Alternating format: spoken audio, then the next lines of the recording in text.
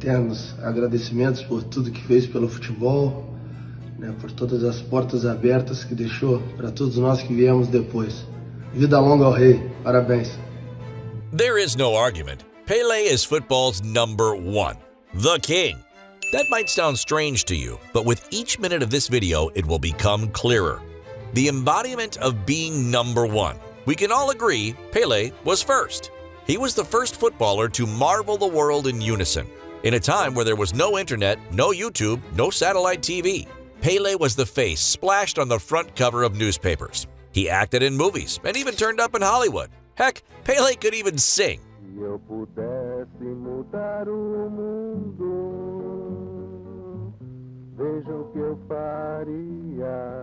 Pele was the first footballer to transcend the game. He was known all over the world and used his fame to elevate footballers to celebrities. He is the mold upon which all modern footballers were shaped. And we haven't even begun to talk about his magic on the pitch. Pele was a striker who would come short to get the ball. He also had the goal-scoring instinct and athleticism of Cristiano Ronaldo and the skills of the most elegant legends of the game. He didn't have a bag full of tricks. He was the bag. Young Edson Arantes do Nascimento loved football ever since he was a kid, even if his mother tried to forbid him from playing the game. His father loved the game as well, but horrific injuries stopped his career.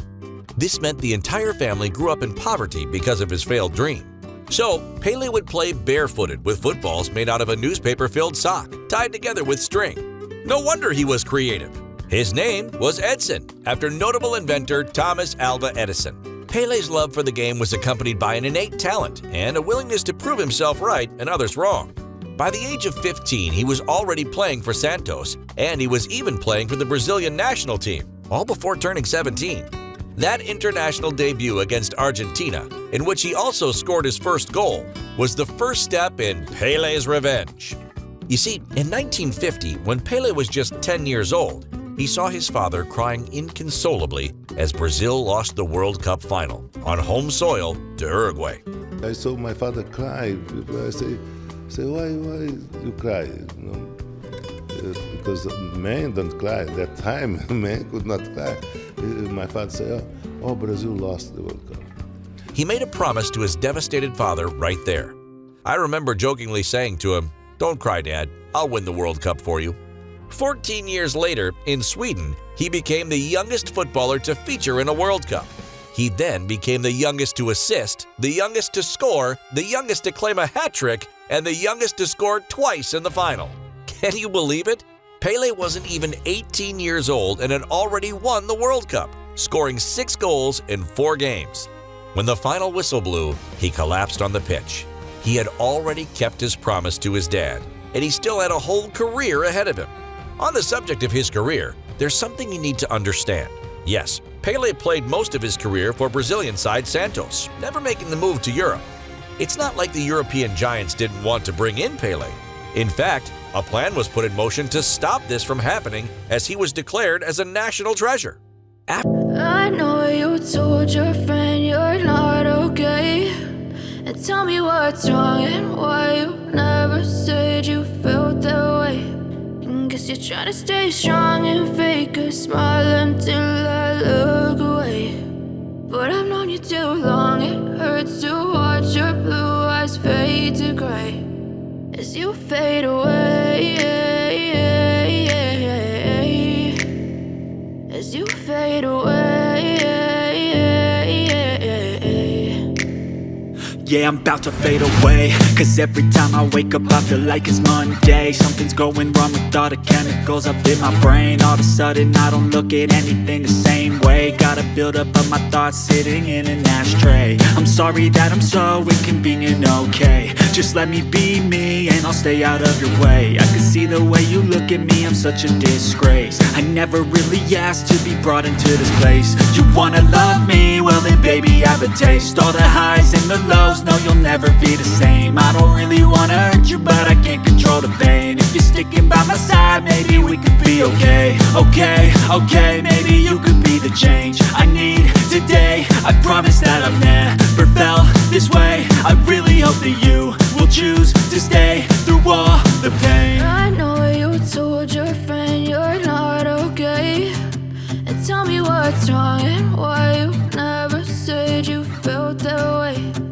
Guess you're trying to stay strong and fake a smile until I look away. But I've known you too long, it hurts to watch your blue eyes fade to gray as you fade away.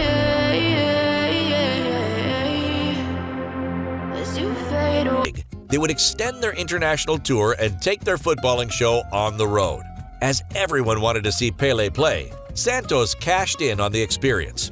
In 1959, the Brazilian team played 99 matches in South and Central America, then moving on to Bulgaria, Belgium, the Netherlands, Italy, Germany, Switzerland, Spain. You name it, they played there.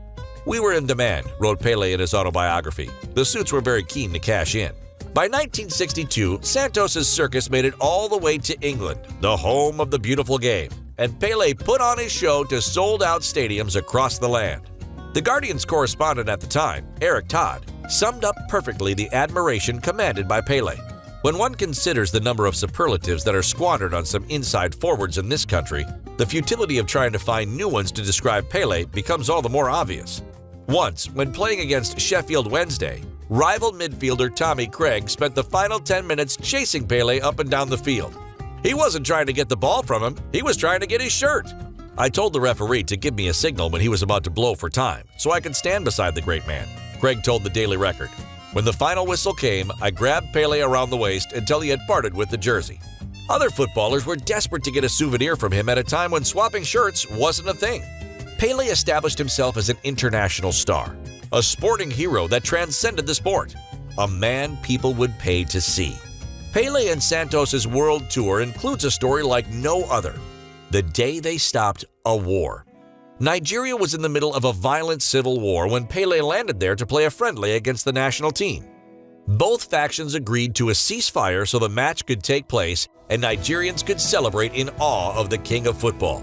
His Highness received his title by conquering the world with Brazil, not once or twice, but 3 times. He won the World Cup in 1958 as a teenager and was part of the squad in 1962, though he was injured for most of the tournament. Mexico 1970 would be his last dance, and it would be a fitting farewell for Pele as the Brazilian team would play some of the most wonderful football ever seen. It would also prove to be a seminal moment in football history, as Mexico 1970 was the first World Cup to be broadcasted internationally and in color. Finally, the entire world could see Pele in action. Having done it and won it all, scoring over 1,000 goals, Pele retired. But not for long. As we said, he was a pioneer. He was also the first superstar to take his talent to the USA. It was former Secretary of State Henry Kissinger who convinced him to come out of retirement and join the New York Cosmos. Pele was fundamental in footballing becoming relevant in North America. And the story sums up the legend. Pele was a footballer who acted as an ambassador of the game. His Royal Eminence, who would sit at the same table as popes, secretaries of state, and kings. He was friends with Nelson Mandela, and Queen Elizabeth knighted him, even though he's not of British descent. Perhaps his greatest title is the simplest one. Coming from a nation that continues to produce legend after legend, Pele will always be the best Brazilian footballer of all time. And whenever you see a record broken by Cristiano Ronaldo and Messi, or in the future by Haaland and Mbappe, it's Pele's initial record they are breaking. We'll finish on some words by the king himself. Like Cristiano Ronaldo said, "When Pele talks, the world listens." I tease the players now. They didn't love the team, they didn't love the game today, they love the money because they go to the Real Madrid or go to Santos or go to Arsenal or go to Manchester. They are presented, they say, "I love Manchester." Tomorrow they go to Madrid, they say, "I love Madrid, I love Madrid." They love it who pay a little bit more, you know. That is danger for the football. If all this talk about Pele has you wondering exactly how he played the game, then you need to see our episode of Old School on the Brazilian legend. Just how good was Pele? Find out in this video.